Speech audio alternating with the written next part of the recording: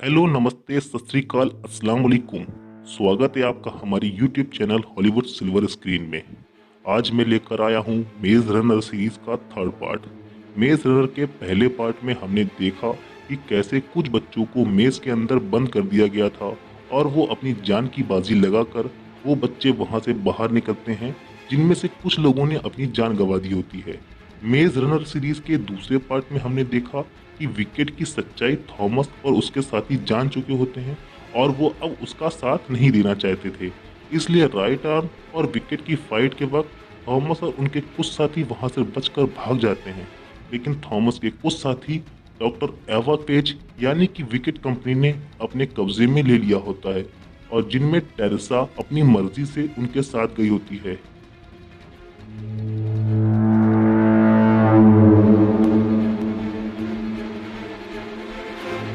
इस मूवी की स्टार्टिंग में हमें एक ट्रेन को दिखाया जाता है जिसके अंदर सर्वाइवर थे, जिन्हें राइट आर्म से लड़ाई के वक्त विकेट ने पकड़ लिया था, जिनमें सर्वाइवर के साथ साथ कुछ साथी थॉमस के भी थे। तभी हमें दो गाड़ियां दिखाई जाती हैं। एक गाड़ी के अंदर विंस और थॉमस होते हैं और दूसरी गाड़ी में ब्रेंडा और जॉर्ज। विंस और थॉमस ट्रेन के पीछे आ रहे होते हैं। वो लोग ट्रैक के ऊपर अपनी गाड़ी को चढ़ा देते हैं ताकि वह ट्रेन के ऊपर चल सकें और वो लोग कोशिश करते हैं कि जिस कंटेनर के अंदर जो लोग कब्जे में थे उनको छुड़ाया जा सके, इसलिए वो उसको हटाने की कोशिश करते हैं। तभी लेकिन उसको हटाना मुश्किल ही नहीं, नामुमकिन था और वो लोग देखते हैं कि गार्ड्स आने लगते हैं। तभी ब्रेंडा और जॉर्ज उनको बचाने के लिए हेलीकॉप्टर से आते हैं और जिस कंटेनर के अंदर वो लोग होते हैं उस कंटेनर को अलग कर लेते हैं और वो लोग उनको अपने साथ ले जाते हैं। तभी थॉमस उन बच्चों में मीनू को ढूंढने की कोशिश करता है, क्योंकि मीनू उसका जिगरी यार होता है और वो उसको हर हालत में बचाना चाहता था। लेकिन वहाँ पर और भी बच्चे थे जिनको वो खतरे में नहीं डालना चाहता था।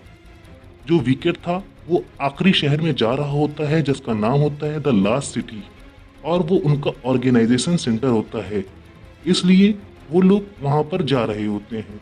और जब थॉमस अकेले रात में जा रहा होता है मीनू को बचाने के लिए, तभी वहाँ पर म्यूट और फ्राइपेन भी आ जाते हैं जो कि उस मेज का हिस्सा थे। वो भी थॉमस को साथ चले जाते हैं। जब वो तीनों लास्ट सिटी की तरफ जा रहे होते हैं तो वो एक अंधेरी टनल से गुजरते हैं जहाँ पर बहुत सारे क्रैंक्स हमला कर देते हैं। तभी गाड़ी से जॉर्ज और ब्रेंडा आकर उन्हें बचा लेते हैं और अब शहर के बाद बाहर ये सब लोग पहुंच जाते हैं।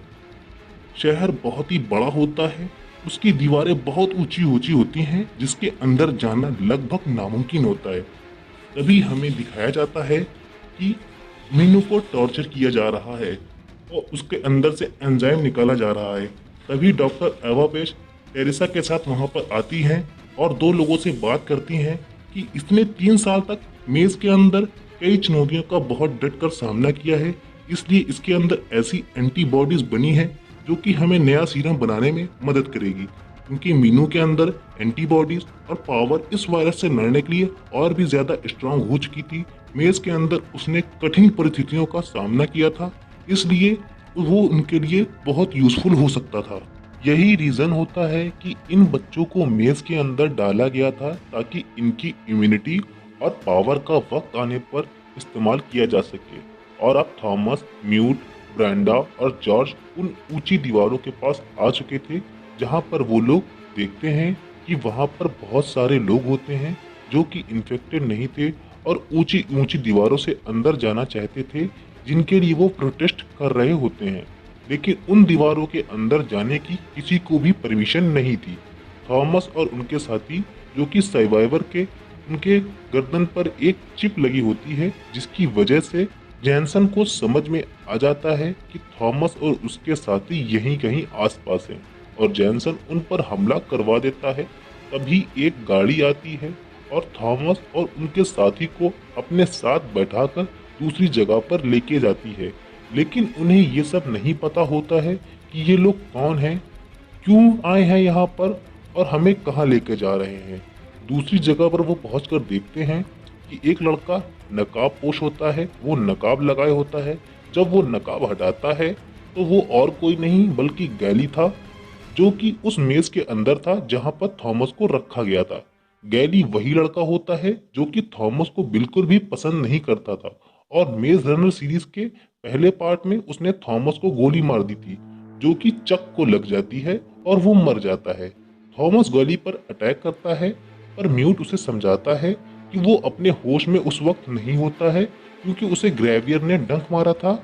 अब गैली उससे पूछता है कि वो लोग यहाँ पर क्यों आए हैं, और जब ये वो जानता है कि वो मीनू और उनके साथियों को विकेट से बचाने आया है, तब वो उन्हें लॉरेंस के पास ले जाता है, जो कि उन अनइन्फेक्टेड लोगों का लीडर होता है जो दीवारों के बाहर प्रोटेस्ट कर रहे होते हैं। तब लॉरेंस थॉमस और म्यूट को अंदर जाने की परमिशन इस शर्त पर देता है कि उसके साथी यहाँ पर यहीं रहेंगे, ताकि अगर वो अंदर जाएंगे उन्हें कोई भी क्योर मिलेगा तो उसके भी हेल्प होगी। इसलिए अंदर सिर्फ गैली, थॉमस और म्यूट जाते हैं और वो देखते हैं कि वो शहर बहुत ज़्यादा हाईटेक था, जहाँ पर बहुत बड़ी बड़ी बिल्डिंगें थी, और वो दूरबीन से विकेट के हेड ऑफिस को देखता है जहाँ पर बच्चों पर एक्सपेरिमेंट किया जा रहा होता है, जहाँ पर टेरेसा एक फ्लेयर से इन्फेक्टेड बच्चों के अंदर मीनू की बॉडी से निकला हुआ एंजाइम इंजेक्ट करती है और वो ठीक होने लगता है, जिससे जेंसर और एवा बहुत खुश होते हैं। म्यूट थॉमस को बताता है कि वो भी इन्फेक्टेड है और इसका असर जल्द ही देखने को मिलेगा। इसलिए थॉमस टेरिसा के पास जाता है और उसे अगवा कर लेता है।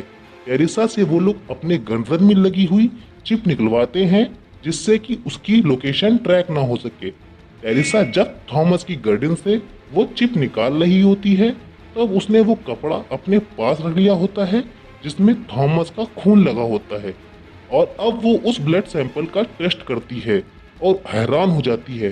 टेरिसा डॉक्टर एवा पेज को बताती है कि थॉमस के खून में ऐसे गुण हैं जो कि वायरस के असर को पूरी तरह से खत्म कर देते हैं, और ऐसा पहले कभी किसी के खून में नहीं हुआ था।